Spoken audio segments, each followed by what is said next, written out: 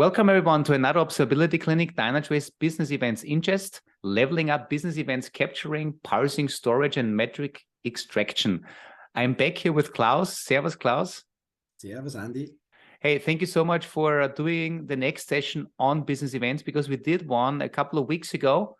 And this is a follow-up because there's so many things that people are asking about business events. And before we get started, Klaus, let's do a quick recap of what we learned last time. Because last time, at least what I remember, and folks, if you want to see the whole session, the link to the recording will be in the description. So if you want to watch the first one, either type in what you see here or the link, you will also find it in the description. But Klaus showed us what business events actually are. He actually used EasyTrade, a new app that we're using to demo all these use cases. And I'm pretty sure EasyTrade will be back today. How you can actually capture business events, because there's different ways how to capture them. And then you also highlight a couple of analytics use cases. But I actually want to know what else is there. And this is where I'm really interested to see what you have prepared for us today, Klaus. Yeah, let me tell you a little bit about it. Let's use this nice infographic here to talk about it. Today, the focus will be on everything that happens till you store the data in Grail. So we're not going into the details of analytics. So what are we going to take a look at? How can I capture a business event via the real user agent? Mm-hmm. The other thing, what can I do during the ingest of the data? What can I do in the ingest pipeline? Which processing steps do I have there? What can I leverage them for? And we are also taking a look at why and how to create a metric out of the event stream that is coming in here. Mm-hmm. I hope that's a good package. Oh, I forgot about it. Almost like, yeah. Sometimes you want to change the retention time and keep stuff a little bit longer. That's what we are also going to cover here. No, that's really cool. And I remember, Klaus, last time you also showed like the one agent, right, on the back end, on the server side. You can obviously use the one agent to capture business events from your HTTP requests and also responses. You can capture it on the server side. So there's a lot of cool things we can do. I'm really excited that you are focusing on the real user agent today, because many of our users have business critical apps that start on a front end, like a browser. And it's great that we can also send business events from there. So yeah, excited. Yeah. So let's finish here with slides and go right away into our UI. Last time we ended up with this dashboard here with the trading volume on there, and you see it hasn't changed a whole lot, but I have added here a couple of links that allow us to work with data. You spoke about EasyTrade, and EasyTrade is the app, is a web app that is producing all the business events where we are capturing from the server side. But there are a couple of reasons why you potentially want to instrument within your website additional information and send it over as a business event. May it be third-party information like the web analytics tools, Google and Adobe. The data there, you have a data layer object that you want to send in. And it is pretty convenient to do that. And I'll show you how the API, we have provided here an API, what that looks like. So we have here an event where we can send in any data, an API that produces an event that takes any data. The first parameter is mandatory. That's going to turn into the event type. So we put in here a string. And then there is only a second parameter. And the second parameter is a JSON object. And in this JSON object, I put it in there, the presenter 1 and 2. And wherever in the context of your web application, you're triggering this API call, you will be sending immediately off a business event. So this is not bound to a user action being there, like some other API calls from our RUM agent. But as long as the RUM agent is there, you can send it off at any point in time. And yeah, we're doing this right here again, and I'll copy this event type here so we can see what this looks like actually in reality. So let me jump in here and filter for the event type that we have set here, the performance clinic. Okay, there is a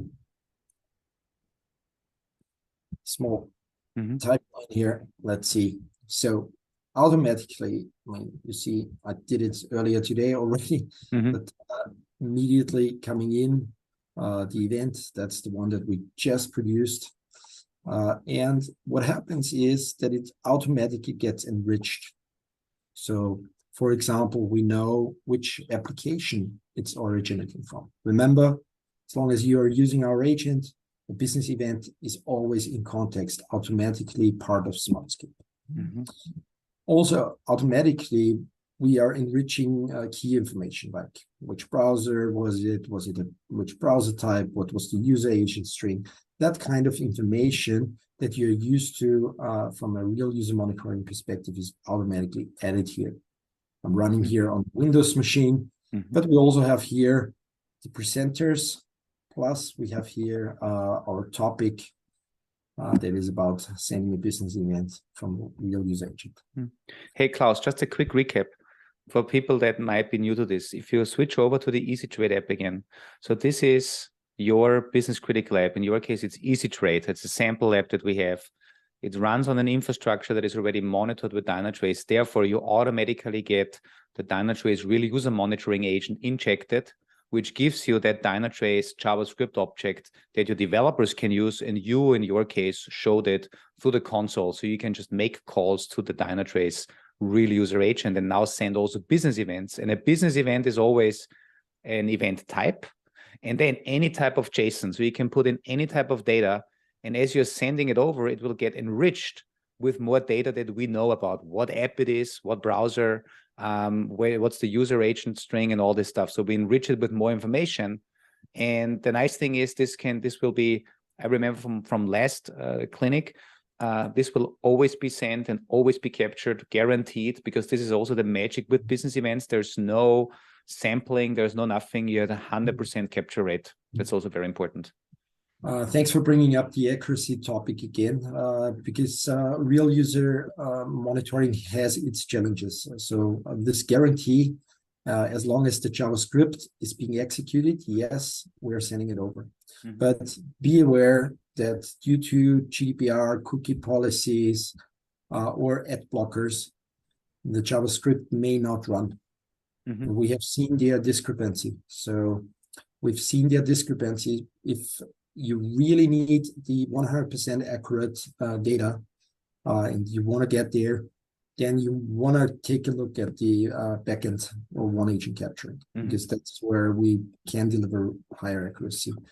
We've seen customers that you end up somewhere between 80 and 90% accuracy. If the Dynatrace RUM agent is part of the GDPR rules as a technical necessity, if it's part of marketing cookies, for example, then you will end up with somewhere in the 50-60%. But it's also great that we can capture everything on the server side, which we showed last time. Everything, every single request that enters your web servers, your app servers, we can capture it with the full request headers and body and everything. Yeah. Cool. All right. So that's it. You have this capability not only for web, but it's it demos way easier on web than on mobile. But remember, for RUM, we also have our mobile agents, and for Android, iOS, we have the respective the respective API calls available within the packages there as well. Same system, same limits apply there. So let's come back to our overview here, to our dashboard. last time we have created this bar chart here. And this bar chart we produced by reading the BIS events, the buy and the sell assets. Again, from EasyTrade, we capture it with one agent on the web server tier. And these two event types have fields on there, because from the request, we could capture the amount and the price. And what we did last time is we basically said, like, hey, we have that data. It got captured that way, and we then turned it into trading volume. Now, it's nice that we can do that, but when you think about providing this information to others, maybe a little bit less versed people in DQL, that do not think about, hey, I could do this multiplication here. Wouldn't it be nice if we would have the trading volume as an attribute on the events themselves? Let me show you how we can get that done. Because what we can do is we can jump in, and during the processing, during the data flies into the Dynatrace server through the pipeline, we can change the processing. So what we can do here is we're adding a new processing rule. We're calling it add trading volume to buy asset. And I have here already a little bit of a cheat sheet. The first thing that we have to define is a matcher rule. In order for you not to watch me typing too much, I'll just copy it over. What does this matcher rule do? So basically, an event flows in. The event it has a certain event type. In our case, it was the buy asset. And we also said we want to do it for the sell asset. The difference is pretty simple. We just add this. That way, we basically identify the events that we want to transform. Now we need to know what are we changing. And in order to do our transformation, we need the value from the amount. We don't want to change the amount, so we leave it here as a read only. And the second piece that we also want to have is the price, which are the two attributes that we want to work on. We also don't want to change that one, but we leave those two values as is. They should be stored as that. Now it's about time to do the processor definition. Jumping back here, and similar to our DQL commands that we had, we're doing here that we had for on read, we're doing here something slightly adjusted, but we're doing here again a fields add. We provide the name of the field, and what we are doing is doing the price by the amount, and that's the transformation rule that will be applied. Going back here, I've prepared a sample of what it looks like, and I'll put in here the buy asset that has the amount, that has the price, and a field called total. And I can now test my rule and see what result will I get. That's awesome. Wow. And this is the beauty now. I have here my trading volume, and this gets now stored. So everybody who sees the event, who does a fetch BIS event, filter on a buy or sell asset, sees the other trading volume right away. So Klaus, again, recapping for me to confirm that I understand this correctly. In the last clinic, you basically crafted a DQL, a Dynatrace query language, where you were on read saying, I'm interested in all of the events that are coming in, and I'm extracting data on read to calculate the total amount. Now what you're showing me is that we also have ingest rules. That means as data is getting sent to Dynatrace, we have an ingest pipeline where we can execute these rules, and that basically automatically changes the business event by adding more fields, by doing calculations. So this is basically not on read anymore, but it's during ingest, we're enriching it so that you will make it easier then for everyone to just use the trading volume as a field and no longer having to craft your own query with the manipulation in the query itself. Right. Cool. So this is one use case. Another use case I've prepared here is what happens if you're having there within the payload a field that you want to mask. So, like on purpose, Easy Trade captures the CVV from your credit card, and with the deposit money events, same thing. We know that we are going to have this field in there. We are capturing it, and what we are doing here is a processor definition where we say fields add the CVV, but what we are doing is we are actually transforming it. We are hashing it. So we don't have the clear text of the CVV capture. And that means fields add on the same field will override the original field value. Exactly. That's awesome. So again, test rule. Let's run the test rule here. We have 2, 3, 4, which turns into this unreadable long hash. So this is something cool. These are just two examples of a lot of things that you can do with those processing step definitions. Really like it a lot. Makes your life easier in a lot of occasions. I want to save here our changes because I want to come back to the trading volume. And with the trading volume, we want to do something on read as well.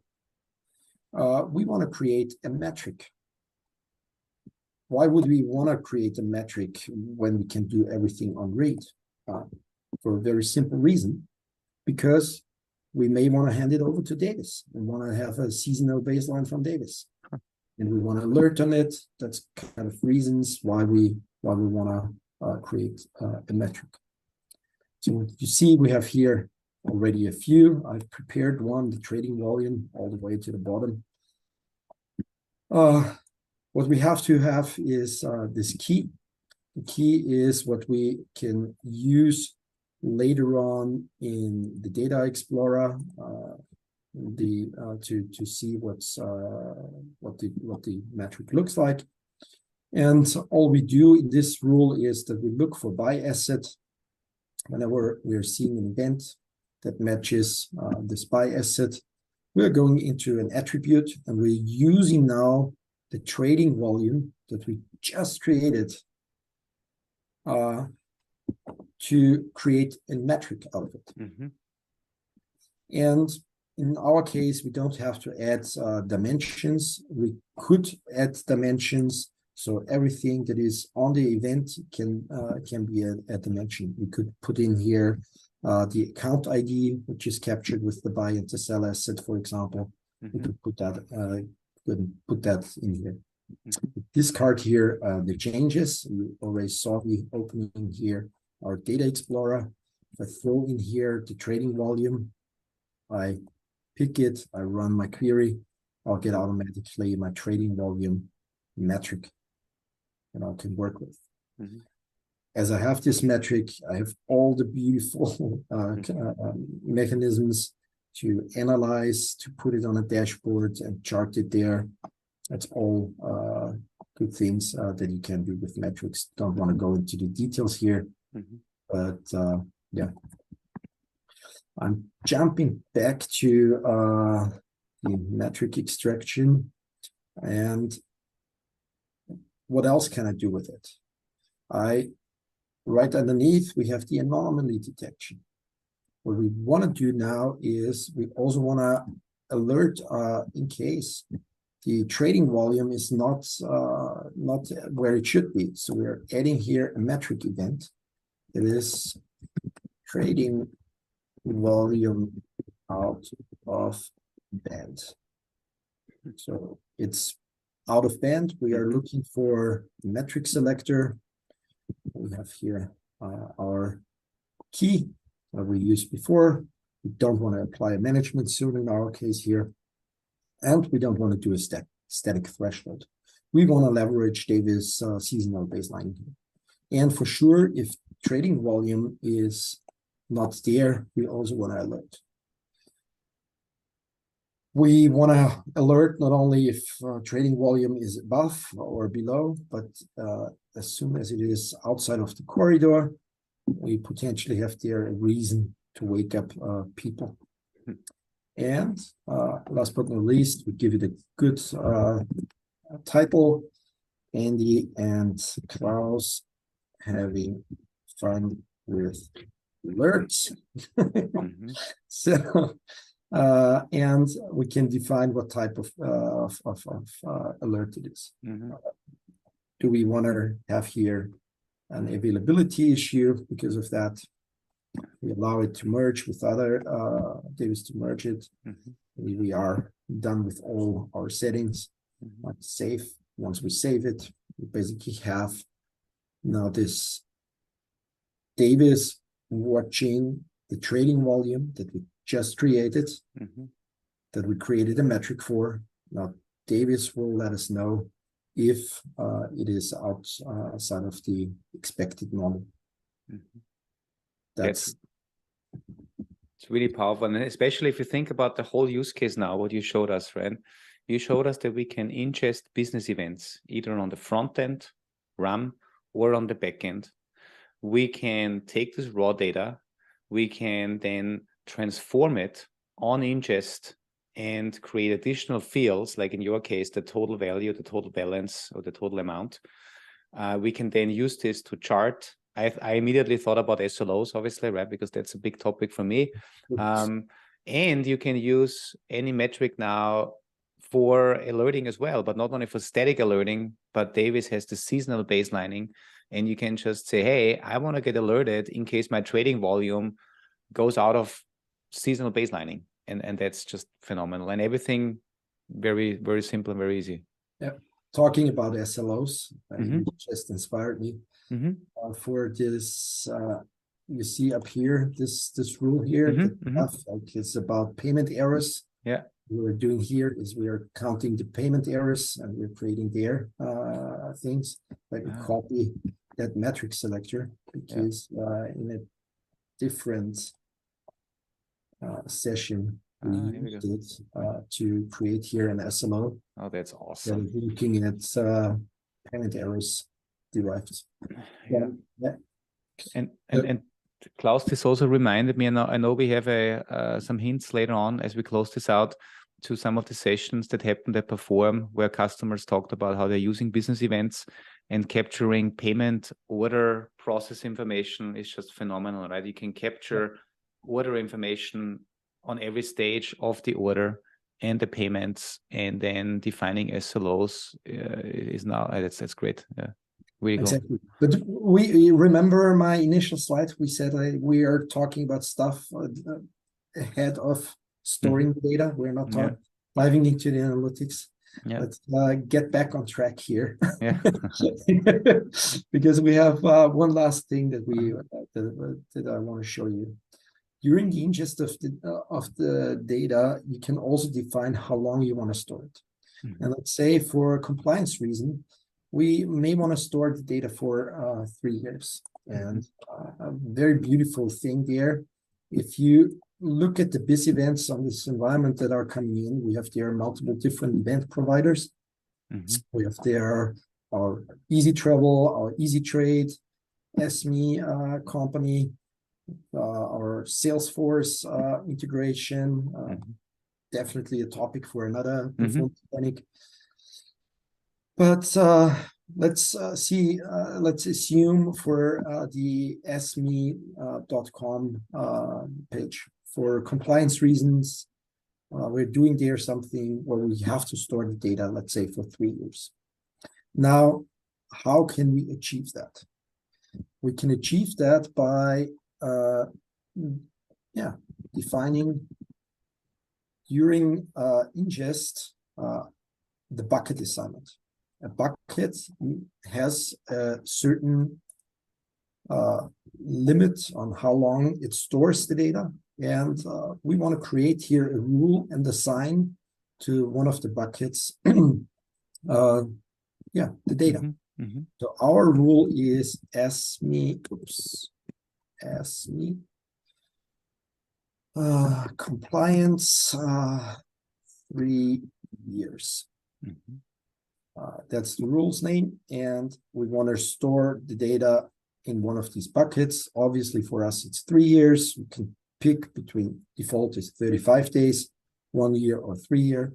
Or if you don't want to store it because you say like the metric that you've created before is sufficient, you can drop the data and send basically the event to not be stored. Cool. We're doing here a 3-year retention. And again, we are writing here a match rule. And in this case, we want to match the event dot provider to be this here. And as soon as we save it, the data gets stored in the bucket, in the 3-year bucket. Cool. And Klaus, as I see here, the other examples, that means you have a full matcher. That means you can not only do this on event provider, I guess you can also do this on individual events. Right. Event type, anything that is on the events that you can use to match in there is like, and you can divide up. So like if it is the event provider SME and only the event type, the payment event type, for example, you would just be more fine-grained with your matcher rule. Awesome. Wow. Once you have that, I have prepared another query here for you. Because not everybody knows, but you can use those buckets also in your queries. So in this case, we'll see like all the events that are coming in. These are our buckets. So the long is the 3-year bucket. And if I take that one, if I just filter on DT system.bucket.